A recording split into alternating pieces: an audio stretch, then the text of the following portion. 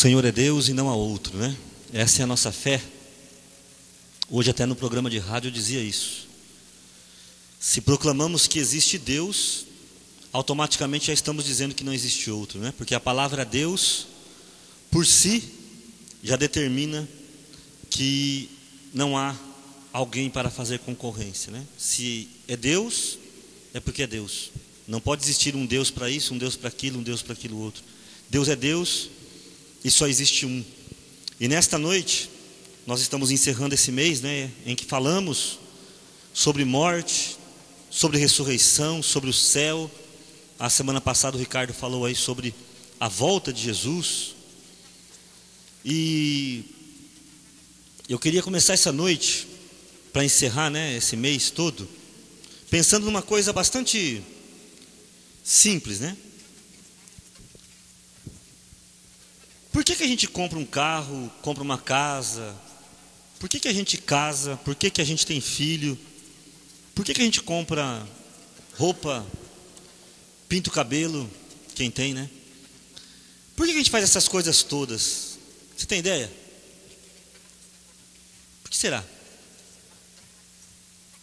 Quem é obrigado a fazer tudo isso? Quem é obrigado a comprar um carro ou uma casa? Alguém é? É ou não? Não, né? Por que a gente compra então? O que está por trás de tudo isso? Por que a gente procura fazer uma comida um pouco mais gostosa, diferente? Por que, né? Por que será? Tem um motivo, não tem? Qual que é esse motivo? Falou? Bem-estar, quase isso, está chegando. Na verdade, lá no fundo, tudo isso é uma procura que a gente tem. Por que a gente está procurando de verdade? Quando você está com um carro e procura um melhor, o que você está procurando de verdade? O bem-estar e o conforto é para te trazer o que, na verdade? Felicidade. Não é isso? Na verdade, a gente passa a vida inteira atrás de ser feliz. Essa é a grande busca do ser humano, né? A gente quer ser feliz. Acho que eu já até falei aqui, mas foi muito interessante. Esses tempos eu fui atender uma jovem que estava dando um pouquinho de trabalho, né? Porque ela estava assim, se iludindo com essas questões de internet, né? E a mãe dela pegou e chamou a ela, né? Falou, vamos entrar lá naquela época, acho que ainda era o Orkut, não era o Facebook ainda que era famoso, né? Porque a internet tem dessas coisas, né? Uma hora uma coisa está bombando, né? Hoje quase ninguém mais fala em Twitter, né? Hoje é Facebook, 2 anos atrás era o Orkut, e assim vai, né? Daqui a pouco o Facebook vai ser só mais um, e aí vai entrar outra coisa, assim as coisas vão rodando, né? Então aí ela chamou e falou assim, vem cá, vou te mostrar uma coisa na internet. Aí ela pegou, perguntou antes de mostrar, né? Você sabe a sua tia? Como que sua tia é? Ah, mãe, ela é mal-humorada, ela é amargurada, ela é não sei o que. Ela foi falando tudo que a tia era, né? Que a tia dava muito problema, assim. Então tá bom, agora nós vamos entrar lá no Orkut da sua tia. Gente, no Orkut não havia ninguém mais feliz do que essa tia, né? Aquela foto feliz, maravilhosa, eu sou isso, eu sou aquilo, não é assim? Porque na verdade é essa busca da gente. A gente faz tudo isso, né? A gente vai atrás da bebida, quando a gente é jovem, vai atrás de perder a virgindade, vai atrás da maconha, vai atrás de tanta coisa. Por quê? Porque se eu fizer isso, então eu vou ser feliz. Essa é a grande arma, a grande armadilha que o mundo vai colocando contra nós, não é? E aí eu vou fazer uma pergunta então simples. E é possível ser feliz? Não dá nem vontade de responder, né? As perguntas meio bestas, e vocês sabem que eu faço umas pegadinhas, então ninguém mais responde quando eu as coisas, né? Mas será que é possível? Será que felicidade existe? Ou será que felicidade é igual caviar, né? Então sambinha, conhece sambinha? Meu compadre, você sabe o que é caviar? Nunca vi nem comi, eu só ouço falar. Não é assim? Felicidade, será que é igual caviar? A gente sabe que existe, já ouviu falar, mas nunca viu nem comeu, né? Caviar é mais ou menos assim. E quem comeu, o pior é que não gostou tanto, que é meio azedão, meio assim, né? Não é aquela coisa tão, né? Então, será que felicidade é algo possível? Será que ela existe? Ou será que é só mais um conto? Porque a grande realidade da vida, e eu posso falar isso, eu trabalho com aconselhamento, trabalho com orientação há mais de 20 anos, orientando pessoas, aconselhando pessoas, né? Conversando com jovem, velho, adulto, drogado, pessoas que são religiosos, que serviram a Deus a vida inteira. E eu percebi que na verdade, nas coisas baseadas desta terra, eu posso garantir que eu ainda não conheci ninguém que conseguiu ser feliz. Ninguém. Compraram a casa dos sonhos, compraram o carro dos sonhos, casaram com a mulher ou o marido dos sonhos, tiveram os filhos e olham para a vida e falam: está faltando alguma coisa. Não conseguiram chegar a lugar nenhum. E se você prestar atenção, tudo que nós falamos este mês foi justamente sobre isso mesmo. A questão desta vida, esta vida insana, esta vida sem sentido. Essa vida é muito sem sentido se você prestar atenção.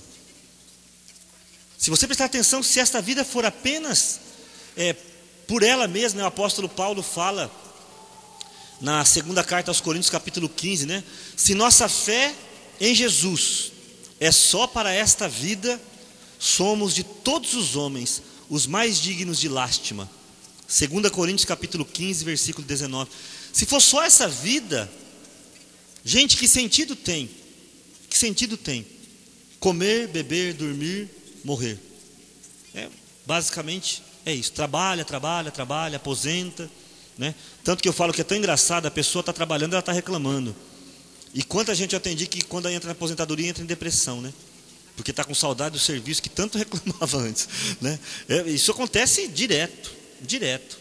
Eu estou aposentada, agora que eu vi, com aquele pessoal faz falta e não sei o que lá. E tem uns que, além de tudo, vai perturbar o pessoal que está trabalhando, né? Vai lá encher o saco de quem está trabalhando, porque não consegue ficar em casa, né? A vida é interessante isso, né? Eu sempre falo muito de criança, né? Eu falo que a criança deve ficar doida da vida, né? Vocês estão ouvindo então uma criança falando aqui, não tem? Olha lá, olha que coisa mais linda. Tudo bem? A criancinha está ali, né? Ela está engatinhando, a mãe fica torcendo para o bebê andar, não fica? Aí ele começa a andar, que a gente começa a falar: cuidado, para de correr, moleque, não sei o que lá, fica quieto, não é assim? Antes que ele não andava, estava tudo bem, né? Falar é a mesma coisa, né? A gente fica assim, para a criança: nossa, não viu? Nem a gente falou papai, falou mamãe, ai que lindinho. Aí começa a falar: cala a boca, moleque, eu não aguento mais escutar, né? É mais ou menos a vida desse jeito. A gente torce para que certas coisas aconteçam, pensando, ela vai nos trazer a felicidade, e ela não nos traz. Ela não nos traz.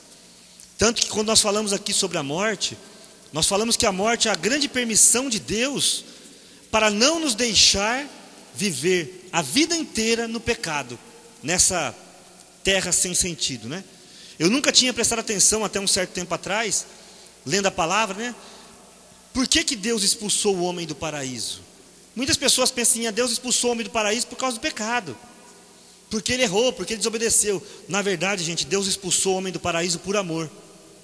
Se você ler Gênesis 3 com atenção, se o homem continua no paraíso, ele, além de ter comido o fruto do conhecimento do bem e do mal, comeria o fruto da eternidade, e ele ficaria eternamente afastado de Deus, por amor, entende? Então, essa terra vai ficando tudo meio sem sentido, mas é aqui, nesta terra, que Deus permitiu que nós fizéssemos escolhas, né? Como é difícil entender isso, né? Eu converso muito com pai e mãe. Pai e mãe, né? Um amigo meu fala que mãe é bom, mas dura muito tempo, né? Ele fala isso direto. Para a mãe dele, ele fala: mãe é muito bom, mas dura muito tempo, né? Porque a mãe tem aquele costume de entrar sempre na frente de Deus, dela achar que sabe, né? E eu sempre, assim, admiro muito as mães antigas, né? A sabedoria, minha mãe mesmo, né? Analfabeta, pobre, catador de papel na rua, uma vida difícil. Mas assim, como sabia criar filho, né? Ela entendia que os filhos cresciam e tinham que fazer escolhas. As mães de hoje não entendem mais isso. Quando os filhos começam a fazer escolhas, elas começam a se sentir culpadas, né? Eu criei meu filho, agora ele começou a usar droga. Onde que eu errei? Você não errou. Ele começou a fazer escolhas e está escolhendo errado. Ele está errando, não é você. Criei minha filha com tanto carinho, agora ela está ficando com todo mundo, cada esquina ela tem um namorado. Onde que eu errei? Você não errou. Ela está fazendo escolhas e escolhas erradas. E a gente demora para entender isso e fica brigando com Deus, brigando com os filhos, né? A sabedoria que a minha mãe tinha eu achava impressionante, né? Os filhos dão um trabalho, 9 filhos, né? Ela teve 11, 2 faleceram, dando trabalho. Ela não se interpunha. Não, vai ver sua vida. Ah, mãe, eu vou embora de casa. Boa viagem. Boa viagem. E naquela época não tinha internet, não tinha celular, não tinha nada, viu, gente? Ficava, às vezes, tinha irmão meu que ia para outros estados, tal, 30 dias, 60 dias sem notícia. Sem notícia. E ela não entrava em depressão, né? Hoje tem mãe que 2 dias que o filho não liga, ai, não ama mais, não, meu filho não me dá atenção, não sei por que eu fui fazer isso, não é isso? Porque a gente vai cuidando, não entende que existem escolhas. Deus entende isso. Uma dificuldade que nós temos em entender Deus, não é? Deus entende que você faz escolhas, certas ou erradas, problema é seu. Ele te dá liberdade e você faz as escolhas. E nessas escolhas a vida vai acontecendo. Nessas escolhas a vida vai passando. Entende? Então é nesse sentido que tudo vai sendo transformado na vida da gente. Tudo vai ganhando cores diferentes. Então eu queria muito ler com vocês alguns trechos. Esses trechos quase ninguém gosta de ler, mas eu gosto de ler para que as pessoas possam entender aonde vai estar a verdadeira felicidade. Não se assuste com o que eu vou ler agora. Eclesiastes, capítulo 7. Outro dia eu li esse trecho rapidamente, né? Numa outra palavra, mas hoje eu quero lê-lo um pouquinho mais meditado. Não é eclesiástico, é Eclesiastes, tá? Logo depois dos Salmos, antes do Cântico dos Cânticos. Eclesiastes, tem Eclesiastes e Eclesiástico. Eclesiastes, capítulo 7, versículo 1 e versículo 2.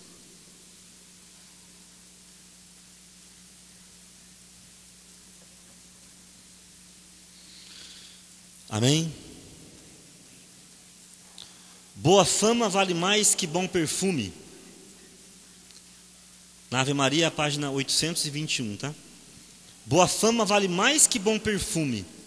Mais vale o dia da morte que o dia do nascimento.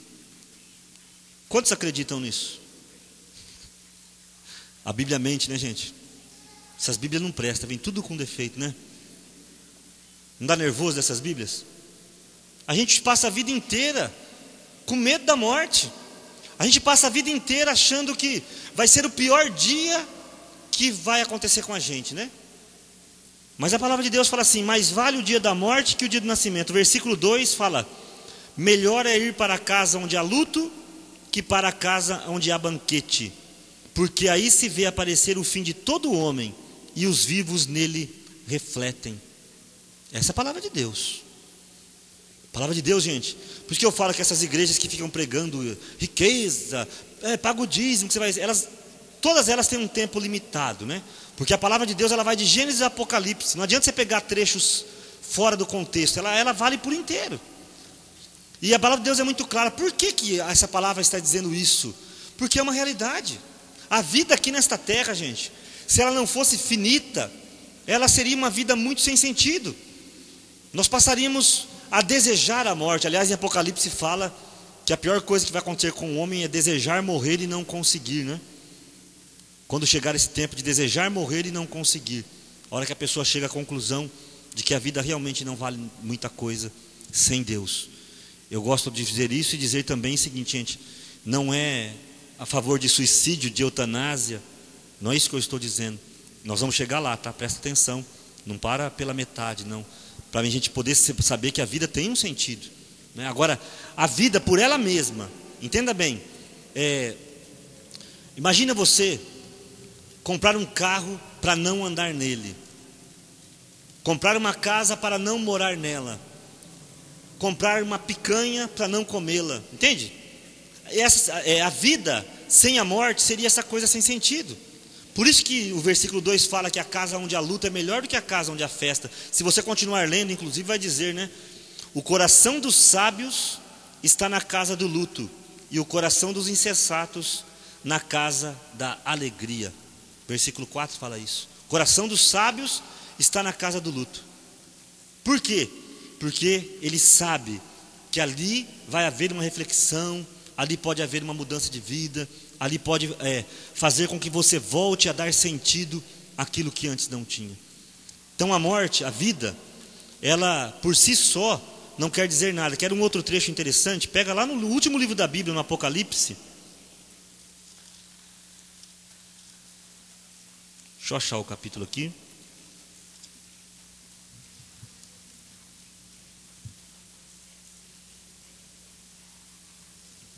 Capítulo 12, versículo 11. Apocalipse 12, 11. Lá no finzinho da Bíblia, né? Bem no finzinho. Olha que coisa interessante. Nesse trecho, o Apocalipse é um livro... A palavra Apocalipse tem o sentido de revelação, né? Então ele não é para marcar uma data e nem para dizer as tragédias, mas ele vai simbolicamente nos mostrando qual é a conduta daqueles que negam a Deus, qual é a conduta de Deus e qual é a conduta daqueles que seguem a Deus de verdade. Esse é o verdadeiro sentido do Apocalipse. Nessas linguagens figuradas, muitas interpretações são possíveis, né? Algumas podem estar certas, outras não, mas nisso ninguém discute. Aqui está a maneira de Deus agir, a maneira dos incrédulos agirem e a maneira dos crédulos, dos crentes, dos cristãos agirem também. E neste capítulo 12, quando começa a falar da verdadeira igreja, que vai ser perseguida, que vai ser sempre uma igreja que luta, uma igreja que está contra a corrente, né? Uma igreja que vai na contramão da história. Aí no capítulo, do versículo 10, o céu se abre, né? Nós cantamos aqui hoje, e começa a declarar, capítulo 12, versículo 10, né? Agora chegou a salvação, o poder e a realeza do nosso Deus, né? Porque foi precipitado o acusador, Satanás, aquele que os acusava dia e noite. Mas, preste atenção, versículo 11: estes venceram-no por causa do sangue do Cordeiro e de seu eloquente testemunho. Agora, olha como é que termina: desprezaram a vida até aceitar a morte. Olha que coisa! Não é o contrário do que a gente escuta? É totalmente o contrário. A palavra de Deus, gente, quando você a conhece, ela te liberta. Por isso Jesus fala que os últimos serão os primeiros. Por isso que ele fala isso, porque o que nos prende é sempre o medo da morte. Pode prestar atenção. Por que a gente vai procurar falsos deuses em centros de tudo quanto é lugar, fazer feitiçaria em terreiro, em tudo quanto é lugar, para tentar quebrar esse medo que nós temos da morte, o mal olhado do outro, a inveja do outro, a macumba do outro, né? A gente fica com essa preocupação como se algo pudesse nos fazer mal, né? Gente, se eu desprezei a vida até aceitar a morte, não é isso que está escrito aqui?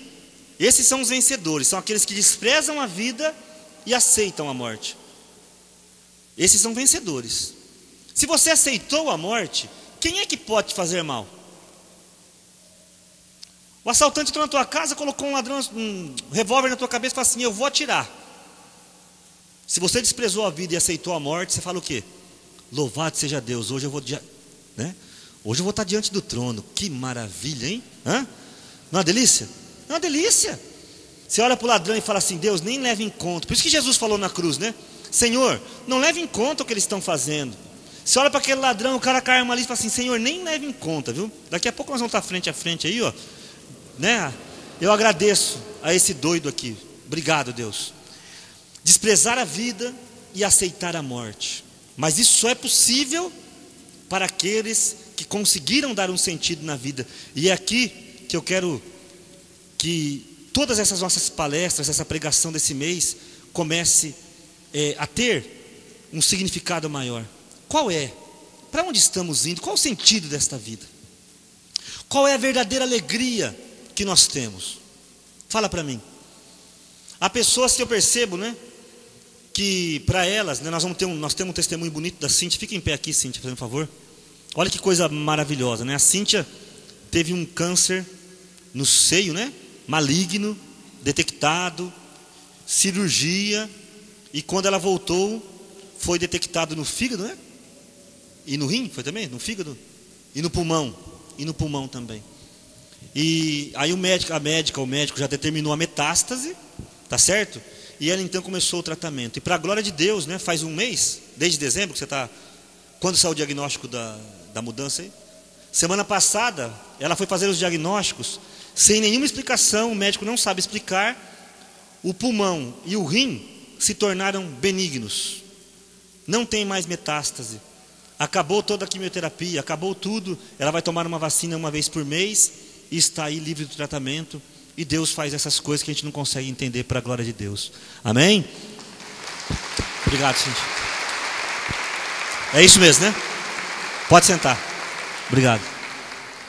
Então a gente viu a Cintia vindo. Quantas pessoas vieram falar para mim, né? Ai meu Deus, olha para aquela mulher, tem uma dó dela. Falaram isso para mim várias vezes. Ai meu Deus, né? Porque coitadinha, tão nova para morrer, né? As pessoas pensam assim.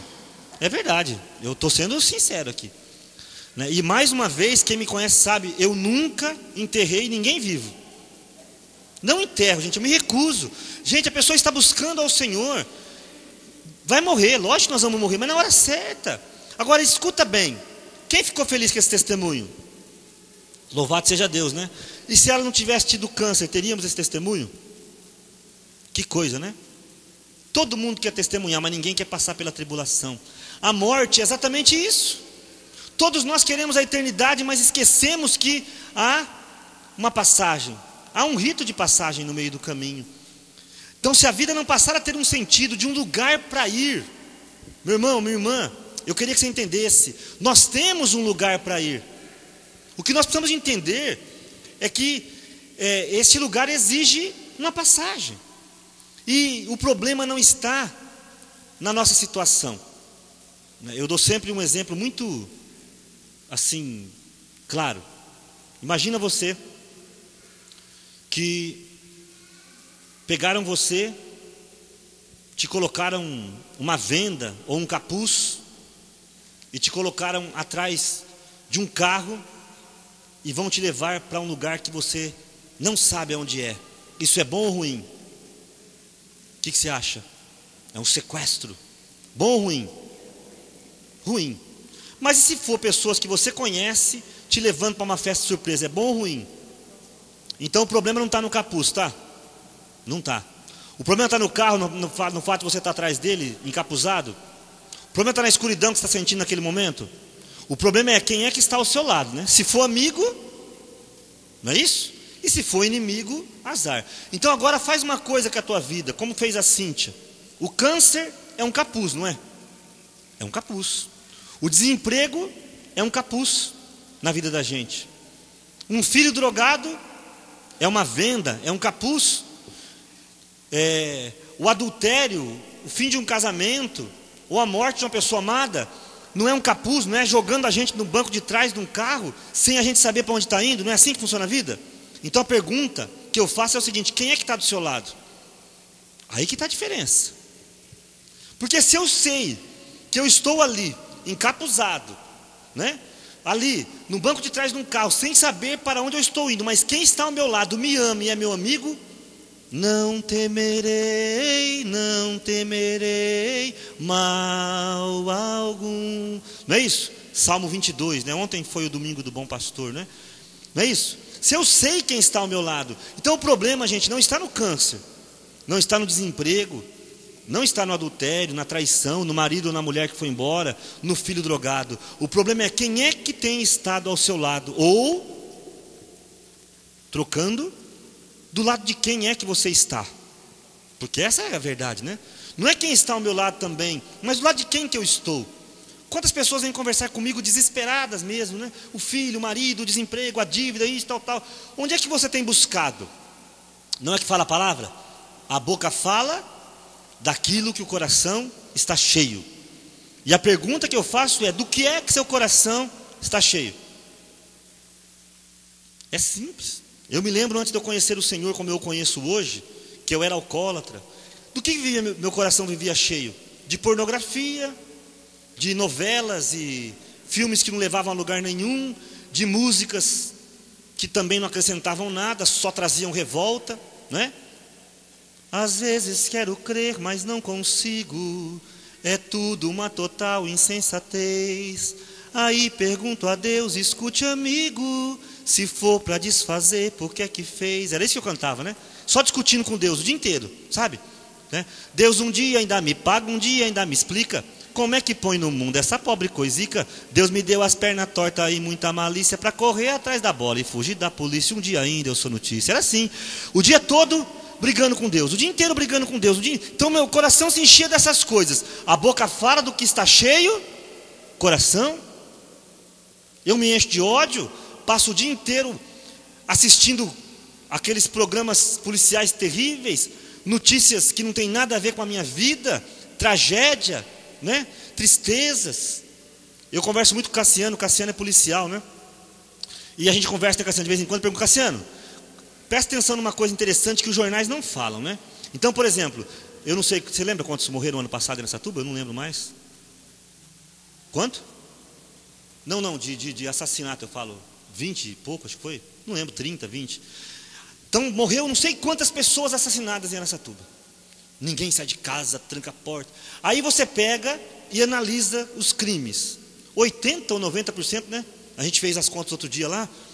São só pessoas envolvidas na criminalidade. A maioria se mata entre eles mesmos. Não estou dizendo que isso é bom nem ruim. Eu estou dizendo o que é real. Se você não está envolvido com droga, tal, dificilmente você vai morrer dessa maneira. Mas a gente fica ouvindo aquilo, e matou mais um, e sai no jornal, porque é o que vende, né, gente? É o que vende. A gente faz um jornal mensal na associação de graça. De graça. Distribui 1.500 por mês. E eu percebo que a gente distribui e quase ninguém lê. Mas, gente, se eu colocar na primeira página assim, pai violenta filha de 5 anos, vai faltar jornal. Concorda comigo? Vai faltar jornal. Meu Deus do céu. Acidente, capotou e morreu 8 pessoas que estavam dentro do carro. Né? Outro dia aconteceu aqui nessa tuba, carro dentro do valetão. Vai faltar jornal. Mas quando você escreve lá assim, o Senhor é meu pastor, nada me faltará. Você se mata para buscar uma inspiração, escreve aquilo de joelho às vezes para poder sair alguma coisa. Sobra, né? As pessoas até pegam por educação, mas não lê, porque isso aqui, né? A fotinha lá é um Jesus abraçando, né? Para quê? Agora coloca uma foto lá de uma cabeça decapitada para você ver. Tem hora que eu tenho vontade de fazer isso, sabe? Colocar umas crianças rasgadas no meio, os carros capotados, porque aí todo mundo vai ler e fala assim, mas e essa foto? Não é só para chamar sua atenção. Era só para você poder ler mesmo, né? Dá vontade de fazer isso, porque é uma realidade. E aí nós começamos então a ter medo de tudo, nós começamos a ter dúvidas de Deus. Onde está Deus? Porque morreu não sei quem.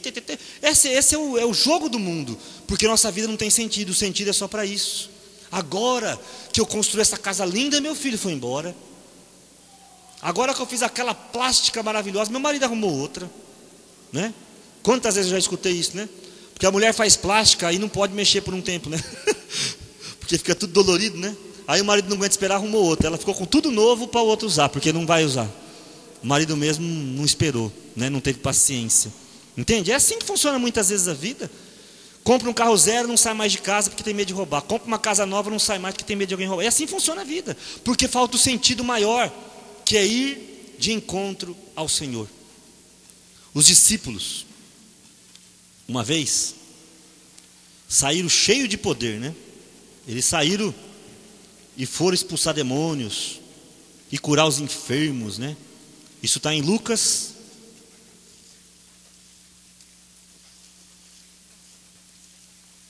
no capítulo 10.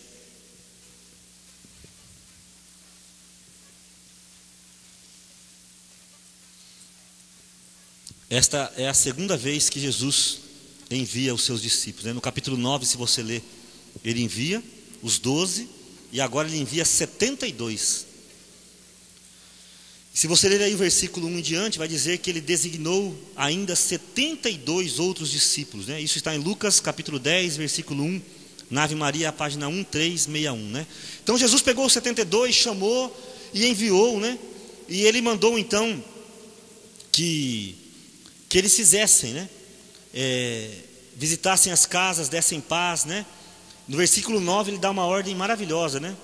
Curai os enfermos que nela houver, e dizer-lhes, o reino de Deus está próximo. Então ele mandou sair para curar doente mesmo, para expulsar demônios. Ele deu poder e autoridade, tanto que ele vai dizer isso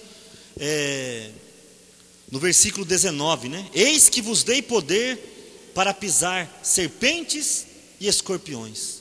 Então quando os discípulos voltam, então eles saem e vão pregar. E saem pregando nas casas, nas aldeias, e curam os doentes e não sei o que lá. Aí eles voltam, versículo 17. Eles voltam cheios de alegria. Senhor, até os demônios se nos submetem em teu nome. Voltaram alegres os 72, é o que diz a palavra. A alegria deles era justamente pelo que nós vimos aqui hoje na vida da Cíntia, né?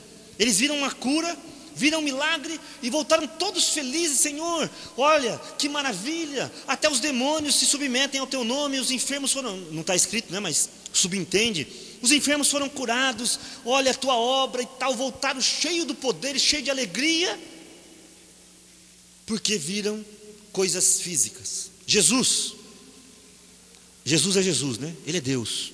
Ele mesmo declara, né? Eu vim do Pai e volto para o Pai. João capítulo 10, inclusive, do Bom Pastor, lá no final ele vai falar isso, né? Eu dou a minha vida, eu tomo ela de volta. Jesus sabe que toda cura física é um milagre, é um sinal para que a gente creia, mas o objetivo dela é muito maior do que a cura física em si, porque lá na frente nós vamos ter que de novo entregar a nossa vida para Ele, né? Então ele fala assim: eu vi Satanás cair do céu como um raio, versículo 18. Eis que eu vos dei poder para pisar serpentes, escorpiões e todo o poder do inimigo. Contudo, não vos alegreis, porque os espíritos vos estão sujeitos, mas alegrai-vos de que os vossos nomes estejam escritos no céu. Não há nenhuma alegria maior do que saber isso, meu irmão. Eu gostaria muito que nesta noite você pudesse entender uma coisa: toda a vida só tem sentido se eu souber que o meu nome está escrito no céu. Você já foi numa festa de bicão? Eu fiz muito isso no meu tempo de alcoólatra, né? Volta e meia a gente saía nos sábados aí, entrava em qualquer lugar. Como a gente já chegava meio doido, ninguém tirava a gente, né? Mas depois que você fica um pouco mais livre do alcoolismo e tal, a gente fica um pouco mais medroso, né? E gente, hoje é tão engraçado, porque as festas hoje é tudo assim, confirma a presença, não é assim? Só que lá, convitinho, né? Pá. E de vez em quando a gente esquece os convitinhos em casa, né? Coisa mardita é aqueles convitinhos de casamento, né? Porque você coloca o convitão, os convitinhos ficam em casa e vai para a festa. Aí chega lá na festa, gente, o maior temor que a gente tem qual que é? Será que nós vamos entrar ou não? Não é isso? E quantas vezes, esses dias mesmo eu fui numa festa em Birigui, num casamento, e tinha 2 pessoas lá esperando chegar o noivo ou a noiva para falar que eles faziam parte mesmo, porque o cara não deixou eles entrar, não estava na lista. E veja o que está escrito aqui: a verdadeira alegria é de que o nosso nome está escrito no céu. No céu tem um livro, e nesse livro tem o nome das pessoas que estão salvas. Teu nome está lá ou não? Não sei, eu estou perguntando. Cada um. Sei lá, ué. Você foi convidado? Você foi convidado? Você foi convidado ou não? Porque, gente, veja, o Ricardo vai casar. O Ricardo vai casar daqui 15 dias, né? Nós vamos orar muito pela Jana, ainda dá tempo dela desistir, né?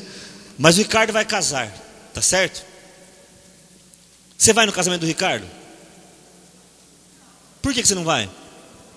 Tá vendo? E se ele convidar, você vai? Então. E por que você vai com certeza, como ela falou? Porque você sabe que o teu nome está lá. Não é isso? O teu nome está lá. Agora, como é que você faz para saber, e aqui está o final da nossa alegria do céu. Como é que você faz para saber se o teu nome está escrito no livro da vida ou não? Agora danou-se, né? Ah, é só comungar, não é? Não, porque Judas fez a primeira comunhão e traiu Jesus. Judas fez, né? Judas estava na Santa Ceia e não adiantou nada para ele, gente. Não adiantou nada. Na verdade, ter um nome inscrito no livro dos céus é uma questão de fé e vida. Depois você pega em casa com bastante calma e leia Hebreus capítulo 11 inteiro. Este capítulo chama os heróis da fé. Homens e mulheres que não tiveram medo de ser decapitados, homens e mulheres que não tiveram medo de serem jogados aos leões, homens e mulheres que não tiveram medo de ser crucificados, de terem a espada atravessada, homens e mulheres que não tiveram medo da morte, porque desprezaram a vida, porque sabiam para onde estavam indo. Ter um nome escrito no livro da vida é uma questão de fé, e fé condiz com atitude. Atitude. A pessoa que tem o nome dela escrito no livro da vida e sabe disso, gente, esta é a pessoa feliz. Eu já falei isso aqui várias vezes, né? Do cristão hiena. Conhece a hiena? A hiena é feia, come carniça, apanha do leão, mas vive dando risada. Não é assim a hiena? É desse jeito. O cristão autêntico, ele é uma hiena. Ele é feio, come carniça, apanha do leão, mas ri, porque ele sabe para onde ele está indo. Nada tira essa alegria, gente. Nada. Sabe, se você cai, em momentos você já está em pé, porque você começa a se lembrar de novo. Peraí, isso faz parte da minha caminhada para o céu. Peraí, isso faz parte da minha caminhada no céu. Me colocaram aqui, vendaram os meus olhos, me jogaram atrás de um carro, mas eu sei quem está comigo. Eu sei quem está me levando. Eu sei para onde eu estou indo. Isso ninguém me tira. Ter um nome escrito no livro do céu, gente, é saber exatamente isso. Para onde você está indo. Nós tivemos um irmãozinho, acho que chamava, era Ricardo, aquele da cadeira de roda que faleceu, também acho que era Ricardo, né? Gente, eu fico feliz quando eu fico muito feliz de ver um testemunho igual ao da Cíntia, né? Mas um testemunho igual ao daquele Ricardo, para mim foi maravilhoso, né? O Ricardo, ele teve um problema físico, ficou impossibilitado de andar. Todos os encontros nossos, até ele morrer, ele estava lá, na cadeira de roda. A mãezinha, no cenáculo, no Corinthians, aonde você pensar, estava a mãe empurrando a cadeira de roda e o Ricardo lá, louvando e bendizendo o Senhor. E no dia da morte dele, eu fiquei muito feliz, né? De ver que algumas pessoas conseguiram entender o que a gente prega, porque eu vejo que a maioria não entende. A maioria a gente prega, mas sai daqui mais preocupado com a vida do que com a morte. Mais preocupado com o dia de hoje do que com a eternidade, né? E quando eu fui conversar com a mãe dele, ela falou assim: Marinho, eu estou consolada. Sabe por quê? Meu filho sabia que ele ia morrer e sabia para onde ele estava indo. Tanto que ele preparou o CDzinho de louvor com as músicas que ele mais amava para mim colocar no velório dele. E você entrava no velório dele, o sonzão comendo solto lá, né? Sonzão lá no velório dele, que ele mesmo preparou, porque ele sabia para onde ele estava indo e sabia que era um dia de festa. Isso é fé. Isso é ter o nome inscrito no livro da vida. Você tem ou não? Já vai fazer o seu CDzinho amanhã ou não? Hã? Vou montar uma fábrica dessa agora, quem sabe eu não ganho a graninha, né? Até que enfim. Né? Montar a fábrica de CDs de louvores para o dia da morte, hein? Só os pedidos chegando, vamos fazer o CDzinho, gente, pro dia da morte, a maior festa. Aí nós começamos já a montar, né? Luzes para velório, olha que bênção, gente. Hã? Aí vai ter que ter convite, confirmar presença. A pessoa que bênção, confirmar presença, velório do fulano de tal. Quem for vai ter que confirmar presença, para a gente saber o tanto de salgadinho, o tanto, né? Não é isso? Não é? Dá ideia para as funerárias, né? Vai ser bom, né? Já pensou? Que bênção! Que bênção! Gente, eu queria terminar esse estudo, né, esse semináriozinho que a gente fez sobre vida e morte e ressurreição, dizendo uma coisa: não existe mais dúvida, nem do céu, nem do inferno, de quem é o vencedor. O céu sabe e o inferno sabe. Mas e você? Será que nós sabemos? Será que nós andamos a cada dia em posição de vitória? Será que nós andamos a cada dia sabendo quem é que está ao nosso lado, ainda que estejamos com os olhos vendados? Porque eu vou te falar uma coisa, meu irmão, não caia na ilusão. De vez em quando eu sei de pessoas que assistem nosso vídeo pela internet, que estão nessa ilusão de achar que não haverá sofrimento só porque eu pago o dízimo, só porque eu fui naquela igreja e fiz um desafio não sei de que jeito, só porque eu estou com um envelopinho não sei do que. Gente, esses dias uma pessoa falar para mim que ela foi no lugar comprar uma meia de R$100 para pisar na cabeça do inimigo. Eu queria que ele me mostrasse na Bíblia onde é que isso está, meu Deus. R$100 para pisar na cabeça da serpente. A palavra de Deus fala que quem pisa na cabeça da serpente é Jesus.